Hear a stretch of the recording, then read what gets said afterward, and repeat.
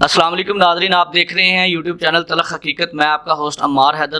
آج ہم موجود ہیں لائیو سٹاک کے دفتر میں، جہاں پہ ہم بات کریں گے ڈپٹی ڈائریکٹر صاحب کے ساتھ جو آج کل جانوروں میں بیماریاں پائی جا رہی ہیں. ہمارے ساتھ موجود ہیں ڈاکٹر رانا احسان الغفور صاحب. السلام علیکم سر.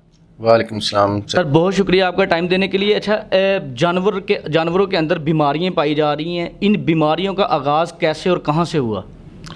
یہ بیسیکلی بیماریاں ظاہر ہے زندگی کے ساتھ ہی ساری بیماریاں اور صحت اور تندرستی سارا کچھ ہوتا ہے. تو یہ آج کل جو کرنٹ سینیریو ہے اس میں یہ لمپی سکن ڈیزیز ہے. یہ ایک بیماری ہے جو باہر کے ملکوں سے اسپیشلی انڈیا سے اور سری لنکا سے جو مائیگریٹ کر کے ہمارے ملک میں آئی ہے، اور سندھ میں یہاں اس کے کیسز دیکھنے میں آئے. سندھ سے پھر جنوبی پنجاب میں، اب تقریباً ساؤتھ پنجاب جو مڈل پنجاب ہے اس میں بھی آ گئی ہوئی ہے. تو کرنٹ سینیریو میں یہ لمپی سکن جو ڈیزیز ہے، تو یہ ایک وائرس، مخصوص قسم کا وائرس ہے، اسے پھیلتی ہے. اور یہ پھیلانے میں جو رول ہے وہ مکھی، مچھر اور چچڑ جو ہے، کام آپ نے سنا ہوگا جانوروں پہ ہوتے ہیں، وہ یہ اس کا سورس ہے. اور اس کے ذریعے یہ جانوروں میں پھیلتی ہے. اور یہ جان لیوا بیماری نہیں ہے. اسے ایون کہ جانور جو ہیں وہ بھی اکا دکا ان سے اموات ہوتی ہیں، اتنی واضح اموات نہیں ہوتی کہ جانوروں کو جو معاشی لحاظ سے معاشی نقصان صرف یہ ہوتا ہے کہ اس سے دودھ کم ہو جاتا ہے، اور دودھ کی جو جانور کے جسم کی کھال کی کوالٹی ہے وہ ختم ہو جاتی ہے، اور آٹومیٹکلی جانور کمزور ہو جاتا ہے، جس سے جانور کی اپنی قیمت بھی کم ہو جاتی ہے. اچھا سر، سننے میں آ رہا ہے کہ یہ لوگوں میں بھی جا رہی ہے، دودھ کے ذریعے جا رہی ہے یا جانوروں کے گوشت کے ذریعے جا رہی ہے. اس کے بارے میں لوگوں کو بتائیں کہ کیا واقعی عوام کے لیے یا لوگوں کے لیے نقصان دہ ہے؟ یہ جی خام خیالی ہے اور کمزور ایمانی ہے، کیونکہ یہ بیسیکلی ایک بڑا ٹیکنیکل کویسچن ہے. اور اس میں یہ ہے کہ چونکہ یہ جانوروں سے انسانوں میں اور انسانوں سے جانوروں میں یعنی بیماری نہیں پھیلتی، تو اس طرح یہ دودھ اور گوشت جو ہے وہ بھی انسانوں میں جو ہے نا وہ نقصان نہیں دیتا. دودھ بھی پیا جا سکتا ہے. دودھ کا تو ویسے ہمارا بوائلنگ ٹمپریچر، جو ابالنے کا ہمارا ٹمپریچر ہی وہ اتنا ہوتا ہے، اس میں چھوٹے موٹے جراثیم جو وائرس ہے یا بیکٹیریا وہ ویسے ہی ختم ہو جاتے ہیں. لیکن اس میں دودھ کا کوئی نقصان، چونکہ ہم بوائل کر کے پیتے ہیں، کچا دودھ بھی نقصان نہیں دیتا، لیکن بوائل کرنے سے تو زیادہ اس کی افادیت بڑھ جاتی ہے. اور جو گوشت ہے، گوشت کا بھی کوئی نقصان نہیں ہے، چونکہ اس کی کھال پہ اس کے جو ہے نا وہ جس کو لمپس بنے ہوتے ہیں، نوڈیولز بنے ہوتے ہیں، تو یہ اس کی کھال کی تو کوالٹی، کھال تو ہم نے کھانی نہیں ہے، گوشت کھانا ہے، گوشت تک نہیں پہنچ پاتے.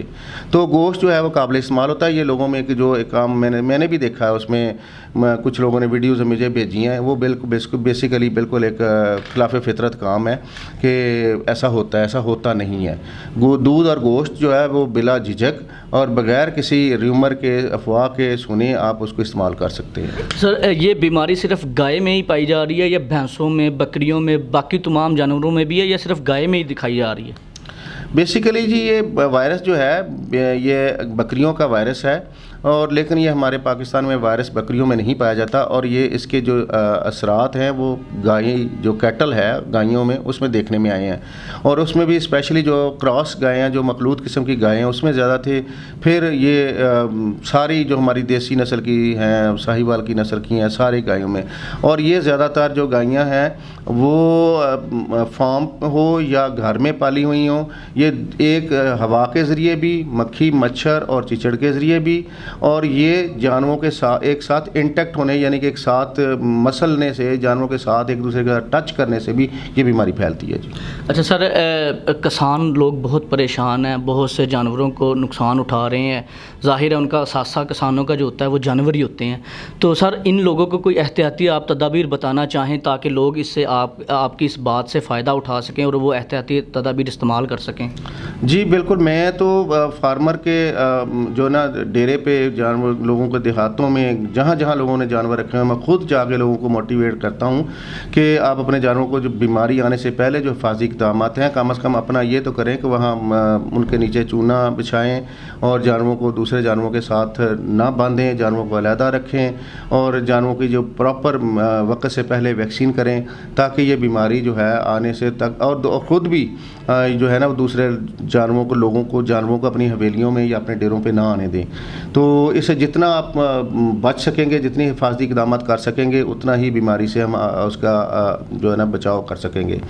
تو اس کے لیے ہم ویکسین کا جو لوگوں کو موٹیویٹ کر رہے ہیں. ویکسین ہمارے پاس اویلیبل ہے، اور اس میں ہم جو کیپری ویک کے نام سے ویکسین ہے، اور اس کے بڑے اچھے رزلٹ ہیں. اور کچھ لوگوں نے باہر سے، جب ہماری بیماری آئی ہے تو ہماری ویکسین ابھی اتنی پروڈکشن نہیں تھی، تو لوگوں نے باہر سے ویکسین جو ہے وہ منگوا کے، جو امپورٹڈ ویکسین تھی وہ لگوائی ہے، لیکن اس کے خاطر خواہ رزلٹ نہیں ملے. وہ مہنگی بھی تھی، لیکن لوگوں نے چونکہ ڈرے ہوئے تھے، لوگوں نے یہ ویکسین کروائی ہے، لیکن پھر بھی بیماری آ گئی. لیکن جو ہماری لوکل ہماری ویکسین پروڈکشن ہے، اس کا جو رزلٹ ہے، وہ جو ویکسین ہم نے لگوائی ہے، اس کے رزلٹ بہت اچھے ہیں، اور جہاں جہاں لگ رہی ہے اس کے آگے پھر بیماری جو ہے وہ نہیں بڑھ رہی. سر، یہ جو ویکسین آپ نے جس کا نام لیا، آپ نے جو بتائی ہے، یہ ویکسین لوگوں کو فری فراہم کی جا رہی ہے حکومت کی طرف سے، یا اس کے کچھ چارجز ہیں؟ جی بالکل، یہ گورنمنٹ پہلے بھی ہم اس میں نا 100% فری ہر چیز جو ہے نا وہ ڈور سٹیپ پہ سروسز دیتے ہیں. ایون ہماری سروسز فری ہیں، ہمارا سب کچھ فری ہے. تو ویکسین کا تو کانسیپٹ ہی نہیں ہے کہ ہم اس کے پیسے لیں گے.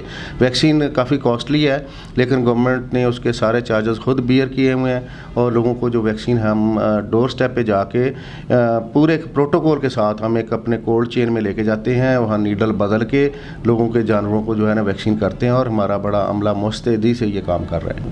سر، اگر کوئی شکایت آ جاتی ہے آپ تک کہ کسی ڈاکٹر نے آپ کی ویکسین کے پیسے چارج کیے ہیں، یا کوئی ایسا بیہیویئر لوگوں کے ساتھ کیا ہے، اس کے لیے آپ کی کیا رائے ہے کہ وہ ان کے لیے کسانوں کو کیا کرنا چاہیے پھر؟ اس کے لیے جی سب سے پہلے تو جو ہمارے پاس جو کمپلینٹ سسٹم ہے، اس میں تو ایک 9211 ہمارا سسٹم ہے، اس پہ کمپلینٹ آتی ہے. میرے پاس ابھی 200-300 کمپلینٹس یہ 2-3 مہینوں میں آئی ہیں. ہم نے اس کو ابرپٹلی ایٹ دی اسپاٹ اس کو ریزالو بھی کیا ہے. اور لیکن یہ کہ اگر کوئی ایسی کوئی چارجز کی یا پیسے لینے کی کوئی ایسی کمپلینٹ ویسے مجھے ابھی تک آئی تو نہیں ہے، لیکن سننے میں آیا کہ کچھ اضلاع میں یا کہیں کوئی ایسے کیسز بھی ہیں لیکن وہ ہم نے اس کو موقع پہ ہی کوشش کی ہے کہ سنب کیا جائے اور ایسی پریکٹس کو روکا جائے. بلکہ میں نے سنا تھا کہ ہمارے ایک ڈاکٹر صاحب جو ان کے سبارڈینیٹ تھا، اور اس نے کوئی 200 روپیہ لے لیا تھا، اور وہ ڈاکٹر صاحب نے یہ سننے میں آیا کہ اس نے اس کو پیسے اس کے واپس کروا دیے تھے. یہاں کوئی ایسی پریکٹس نہیں ہے. ویکسین ہماری ٹوٹلی فری ہے، اور ہم لوگوں کے گھروں میں جا کے اور اس کی ڈیمانڈ کے مطابق بھی، اور اپنے ایریے کے اپنی ویکسین پروڈکشن جو ہمیں ریسیو ہوئی ہے اس کے حساب سے ہم ایریے کو استفادہ کر رہے ہیں. سر، بہت شکریہ آپ کا وقت دینے کے لیے ہمیں. ناظرین، یہ تھے ہمارے ساتھ ڈپٹی ڈائریکٹر رانا احسان الغفور صاحب. اور میں آپ کو بتاتا چلوں کہ جیسے ڈپٹی صاحب نے آپ لوگوں کو گائیڈ کیا، جیسے لوگوں کو بتایا کہ احتیاطی تدابیر کیسے کی جا سکتی ہیں، یا ڈاکٹرز ہیں یا عملہ ہے آپ کے ساتھ کیسا بیہیویئر کرتا ہے، انہوں نے اپنی شکایت کا سیل بھی بتایا، اس کے لیے آپ کا کانٹیکٹ نمبر بھی بتایا. تو تمام کسانوں سے، تمام لوگوں سے یہ اپیل ہے کہ عملے کے ساتھ کوآپریٹ کریں، لوگوں کے ساتھ کوآپریٹ کریں، اور احتیاطی تدابیر پر عمل کریں. اب تک کے لیے اتنا ہی. اجازت دیجیے. اپنے اس چینل کا خیال بھی رکھیے گا. اللہ حافظ.